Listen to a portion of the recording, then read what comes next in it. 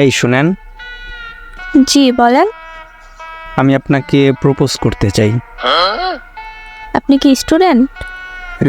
আমি student. Propose করি। লেখাপড়ার পাশাপাশি আর কিছু করেন? একটা জব করি।